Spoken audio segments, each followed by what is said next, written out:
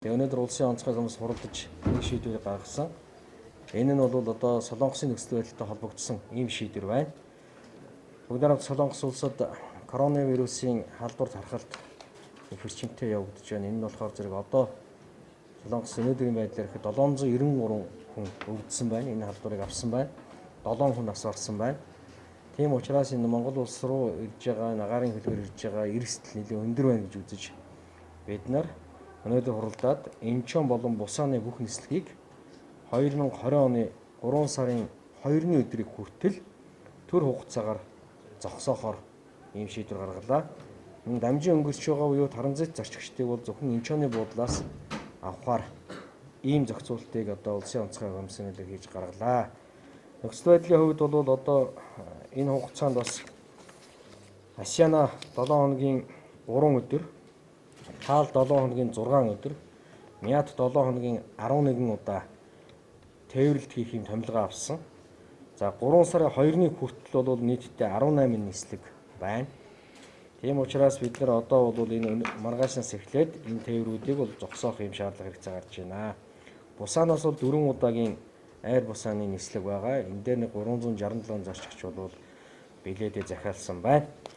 Нийтдээ бол 3668 хүн билет авсан байна. 2504 хүн явах захиалга өгсөн байна. Энэ билетүүд бол үнэгүй буцнаа.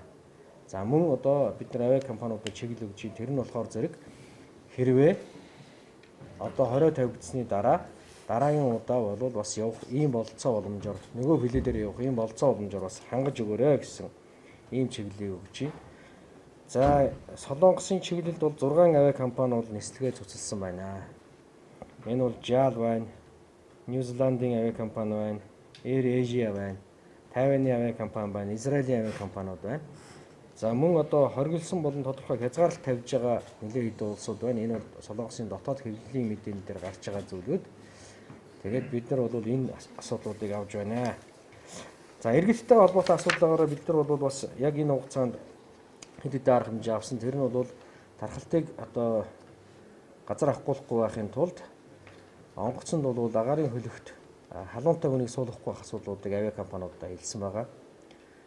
Шалгалтуудаа нэлээд нарийн явуул гэж бид хэлсэн байгаа. Дээр нь бол яг энэ халдварын бүсээс хүн суулгахгүй байх тал дээр онцгой анхаар гэсэн байгаа. За мөн түнчлэн одоо иргэддээ эмнэлгийн тусламж үйлчилгээ сайтай одоо Солонгос улсад бас одоо яг эмчлүүлэх нь хамгийн зөв хувилбар шүү гэдгийг бас бид нар санал болгож байгаа. За өнөөдөр ийм шийдвэр гарлаа. Тэгэхээр Дэлхийн эрүүл мэндийн байгууллага, за Иран, Солонгос, Итали болон одоо бусад орнуудад шинэ коронавирусын нөхцөл байдал нэлээд одоо ноцтой болж байгаатай холбогдуулан дэлхийн цар тахлын төвшөнд коронавирусын тархалт хүрэх үү гэдэг болгоомжлол байгаагаа бол мэдэгдэж байгаа. За тийм ч учраас бол Монгол Улсын засгийн газар, улсын онцгой комисс бол одоо шуурхай шийдвэрүүдийг авч байгаа. Бид нар Солонгосын нөхцөл байдлыг бол Монгол Улсын засгийн газар, улсын онцгой байдлын комисс одоо холбогдох одоо яамдууд бол байнгын талаас санал солилцож одоо ямар арга хэмжээ авах талаараа бол ярилцж байсан гэдгийг энэ ташрамд одоо хэлхийг хүсэж байна. За өнөөдрийн байдлаар бол бид 134 тохиолдлыг бол тусгаарлалцаад ингэ байж байгааг та бүхэн маань мэднэ. Замны өвдөд 104 тохиолдол, орнуудад 5 тохиолдол, халдвар төвчний судлалын үндэсний төвд 9 тохиолдол одоо тусгаарласан байгаа. За түүнээс гадна ер нь энэ халдвар өвчнөөс өрсөн цэргийлэх хамгийн чухал алхам бол одоо хөдөлгөөний хязгаарлалт хийх нь чухлаа гэж үздэг учраас өнөөдөр одоо зам тээврийн яамнаас болон улсын онцгой комиссаас энэ чухал шийдвэр ингээ гарч байгаа юм.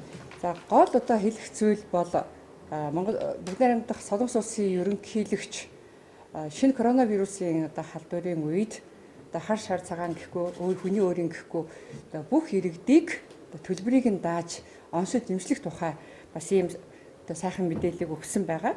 Тэгвэл гадаад яам болон эрүүл мэндийн яам Монгол улсынхаа иргэдэд бас онцгойлон анхаарал одоо хандах чиглэлд бас хамтарч ажиллаж байгаа. За гол нь одоо бидний хэлэх байгаа зүйл бол шинэ коронавирусын халдвар бүгд найрамдах хятад ард улсаас хальж дэлхийн 29 оронд бол одоо бүртгэгдсэн. За тэр дундаа сая энэ хамгаалалтын сайд маань хэллээ. Ялангуяа бүгд найрамдах солонгос улсууд их тийм хурдтай явж байна. Одоогийн байдлаар бол 793 шинэ халдвар бүртгэгдэж одоо 7 хүн нас орсон ийм мэдээлэлтэй байгаа. Өнөөдөр бол ингээд дэлхийн мэдээ бол энэ 29 оронд нийтдээ 79 мянган хүн халдвар авсан. За 2445 хүн нас орсон ийм байдалтай байгаа. Тийм учраас бол бид урьдчилан сэргийлэх чиглэлдээ онцгойлон одоо анхаарч улсын онцгой комиссаас одоо дараах шийдвэрүүдийг гаргаж байна. За та бүхэндээ би эцэст нэг нэмэлт мэдээлэл бол шид коронавирусын халдварыг эрүүл мэндийн салбар хэрхэн одоо оновчтой илүүлж байгаа вэ гэдэг ийм асуудлуудыг сүүлийн үед бас зарим нэг одоо хэвлэл мэдээллийн хэрэгсэл болон одоо сошиал орчинд иргэдийн зүгээс бол ярьж байгаа. За бид бүгд Япон улсаас онцлогоор авч ашиглаж байгааг та бүхэн маань мэдэж байгаа. Тэгээд бас иргэдийн хандлага за түүнээс гадна бид оншоо баталгаажуулах үүднээс за амьсгалын замын цочмог халдвар болон за уушгины чиглэлээр өвцөн одоо 60 тохиолдолд шинэ коронавирусын онцлогоор хийсэн байгаа. За ингэхэд бол бүгд шинэ коронавирусын халдваргүй гэдэг ийм шинжилгээний хариу гарсан. Өөрөөр хэлэх юм бол саяны нэрлэгдсэн уушгины амьсгалын замын цочмог халдвар болон уушгины чиглэлээр өвдсөн хүмүүсийн шинжилгээ бол томоо тус өвчин буюу амьсгалын замын цочмог халдвар гэдэг нь нотлогцоо гэдгийг та бүхэндээ хэлхийг хүсэж байна.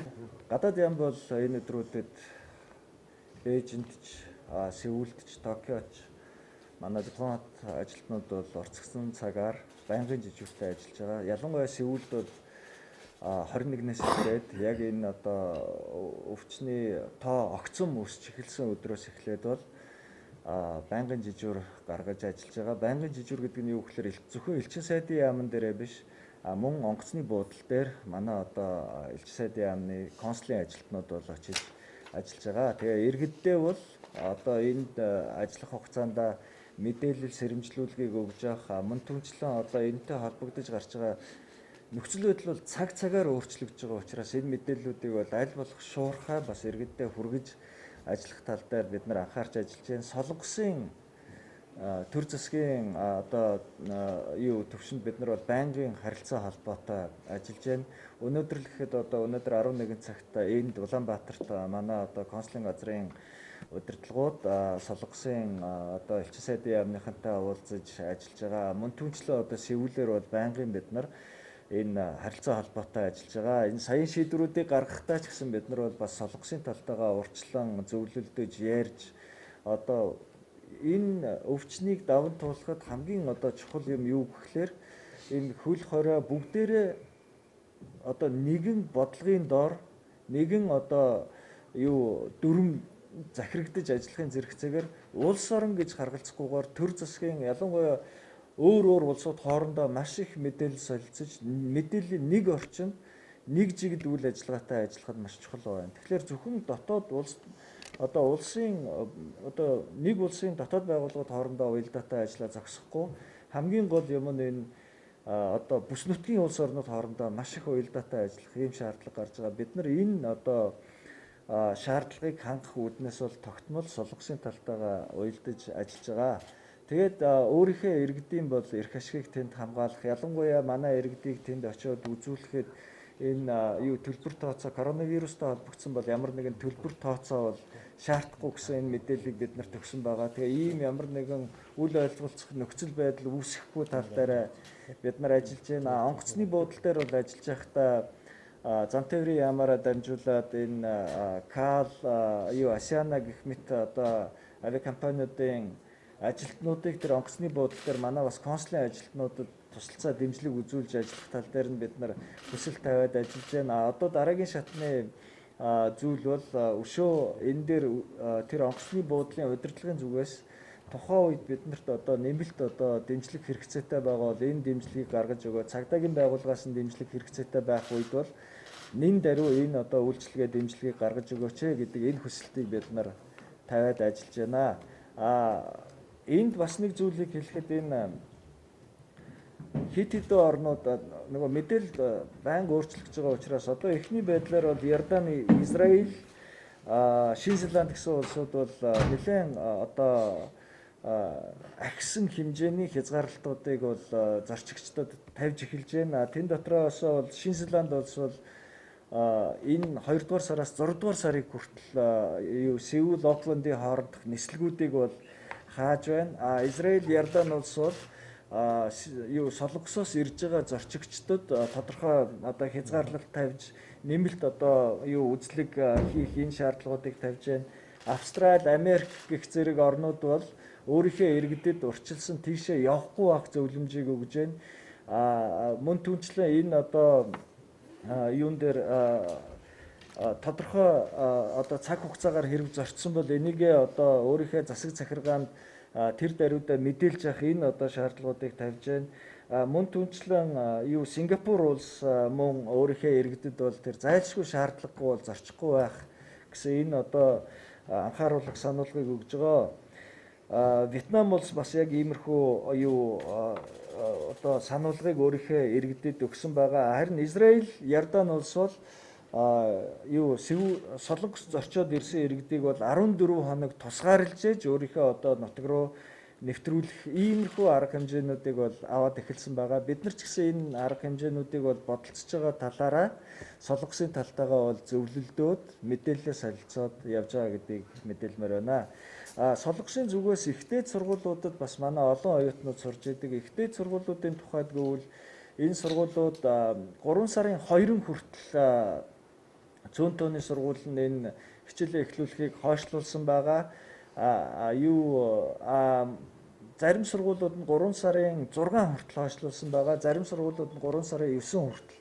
Өөрөөр хэлбэл ихтэй сургуулиудынхаа төвшөнд ч гэсэн одоо энэ хичээл эхлүүлэх хугацаагаа хойшлуулах зэргээр дээгүүр хотод одоо тодорхой хэмжээнд хөл хязгаарлалт тавих зэргээр арга хэмжээнүүдийг солонгос улс өөрөө аваад эхэлсэн байгаа.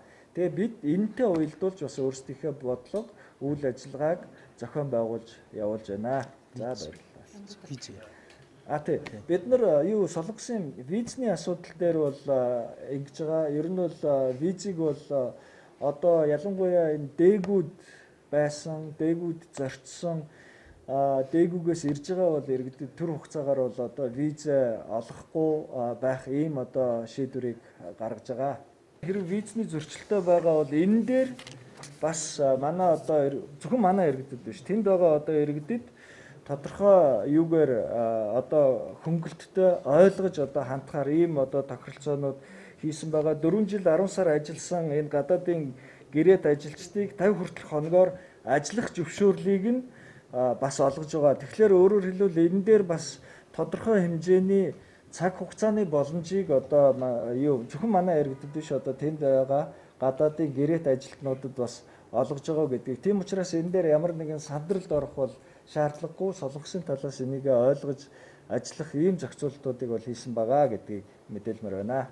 За мөн одоо засгийн газрын тогтоол улсын онцгой комисс солигдох яамдын сайд нарын тушаа шийдвэрийг биелүүлэх ажлын хүрээнд зарим ажлуудыг зохион байгуулж ажиллаж байгаа. Тэдгээрийн нэгдүгээрх нь бол нийтийн тээврийн тусгай үйлчлэгээний чиглэлийг баяр амралтын өдрүүдэд буюу за 2 дугаар сарын 24-ний өдрийн өглөөний 06 цагаас 2 дугаар сарын 27-ны өдрийн өглөөний 06 цаг хүртэл хугацаанд тусгай шугам гаргаж ажиллаж байгаа. Өндөржүүлсэн бэлэн байдалд үүрэг гүйцэтгэж байгаа хөлийн этгээдүүдийн алга хаагчдад үйлчлэх за нийтдээ 8 чиглэлд үйлчилгээ үзүүлж байгаа. Нийслэл бол 930 гаруй автобусаар за 500 гаруй такситай за энэ хүрээнд бол 500-аас 600 мянган иргэд оршин суугчдыг өдөртөө тээвэрлэдэг. Энэ өдрүүдэд бид 8 чиглэлд Орби Сүхбаатарын талбай Улаастай, Офицеруудын ордон Саапоро, Чингэлтэй Баянгол, Нисэх, Гэмтлийн эмнэлэг 100 ай Шархад, Баруун салбай 21-р хороол 3-р эмнэлэг, за зүүн салбай Баян оршуу, Монгол Улсын багшийн их сургууль, за Биелэх тарих, Хөсүүд, Налах офицеруудын ордон гэсэн чиглэлүүдэд үйлчилж байгаа. Алба агчдын үнэмлэхийг шалгаж үйлчилж байна. За тусгай үйлчилгээнд ажиллах автобуснуудад онлайн камераар хяналт тавьж шууд цахимаар хянаж ажиллаж байгаа. За үйлчилгээнд бол бага аврын автобуснууд явуулж байгаа гэдгийг та бүхэндээ мэдээлье. За хоёрдугаарт нь тээврийн хэрэгслийн ариутгал халдваргүйжилтийн талаар зарим арга хэмжээнүүдийг авч хэрэгжүүлж байгаа. За улсын онцгой комиссийн өнгөрсөн хурлуудаар онцгой байдлын ерөнхий газрын харьяа сургалтын төвийг тусгаарлах шаардлагатай хүмүүст бас зориулж бэлтгэл хангасан байгаа. Тэгээ өчигдрийн одоо Солонгос улсаас ирсэн Тэгүү хотод суралцдаг болон амьдардаг 17 хүнийг жаргалантын яамд байдаг онцгой байдлын ерөнхий газрын сургалтын төвөд бол тусгаарласан гэдэг нэг мэдээлэл өгье. За түүнээс гадна өчигдрийн онцгойр ирсэн Тэгүү хотоос мөн ирсэн гэлэнмаа нарын асуудыг ярьж байгаа. За энд бол 4 гэлэнмаа 2 хүүхэд. За өчигдөр орой тэдгээр хүмүүсийг халдварт хүчин судлалын үндэсний төвөд тусгаарласан. За ингэхдээ халдварт хүчин судлалын үндэсний төвийн маань за хамгаалалтын хувцас өмссөн, за стандарт шаардлагад нийцсэн одоо энэ солонгос хэлтэй хүн оруулж тэр бас мэдээлэл авсан байгаа. За ингэхэд бол 2 гэлэнмаа 2 хүүхдүүд нэг гэр бүлийн хүмүүс. За хоёр нь бол Монгол улсад одоо байнгын оршин суудаг ийм хүмүүс болж таарсан. За түүнээс гадна Солонгос улсын одоо Тэгүү хотын шинэ коронавирусын халдвар тархсан Шинжонжийн одоо сүмийн гэлэнмаа нар бишээ гэдэг нь тогтоогдсон гэсэн ийм мэдээлэл авсан байгааг та бүхэнтэйгээ хуваалцъя. За хоёрдугаар өнөөдөр улсын онцгой комиссаас гаргасан нэг чухал шийдвэр гэвэл аймаг нийслэлийн засаг дарга нарт нийт сувилийн газруудыг за иргэдийг тусгаарлах ийм шаардлагад одоо нийцүүлэн бэлтгэх ийм үүрэг чиглэл өгснгийг бас хэлье. Баярлалаа. Тэгүү хотоос ирсэн иргэдээс өөр сэтгэлтэй тохиолдол гарахгүй байх. Өөр хяналт явж байгаа мэдээлэл авч байгаа. Тэгээ ер нь Мят компани, Кореанер, улсын онцгой комисс, хөлийн мэргэжлийн хяналт, хил хамгаалах, эрүүл мэндийн яам, гадаад яам гэдэг нийслэл бүх байгууллагууд маань Монгол улсын шадар сайдын 08 тоот тушаалын дагуу нийгмийн эрүүл мэндийн онц ноцтой нөхцөл байдал үүссэн осол одоо гамшигын үед бол хэрхэн хамтарч ажиллах ийм 08 тод журам байдаг. За энэ журмын даваа бол бид ирж байгаа зарцагчдын хувьд бол ингээ хандж байгаа. Тухайлбал саяны одоо нэрлсэн 17 хүнийг Тэгүү хотоос ирсэн 17 монгол иргэнэ жаргалантын аманд тусгаарласан. За 6 солонгос хүнийг халдварт хүчин судлалын үндэсний төвөд тусгаарласан бол нэгдүгээрт 17 хүн маань ямар нэгэн халдварсан бүлээрсэн шинж тэмдэг байхгүй. Тэгвэл халдварсан газраас ирсэн гэдэг утгаараа бол тусгаарласан байгаа. За солонгосын 6 хүнийг бол одоо бид нар нэгэнт сүмэд халдвар гарсан учраас одоо халдварт хүчин судлалын үндэсний төвөд тусгаарласан. Гэхдээ эдгээр хүмүүсийн дунд өнөөдрийн байдлаар бүгдээр ингэсэн шинжилгээ авсан. Өнөөдрийн байдлаар бол халуурсан, хоолоо өвдсөн, булчин, шүрмэсэн өвдсөн, за цээжээр одоо хөндөрүүлсэн гэдэг ийм завир бол илрээгүй. Одоо бүх хүний биеийн байдал хэвийн байгаа.